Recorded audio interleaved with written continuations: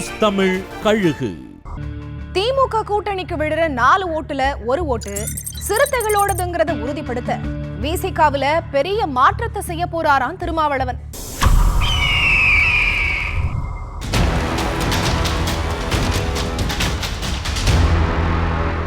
திமுக, அதிமுக உள்ளிட்ட பெரிய கட்சிகளிலேயே அதோட மாவட்ட செயலாளர்கள் எண்ணிக்கை 130 தாண்டாது. ஆனா விடுதலை சிறுத்தைகள் கட்சியில இப்பவே 144 மாவட்ட செயலாளர்கள் இருக்கிறாங்க.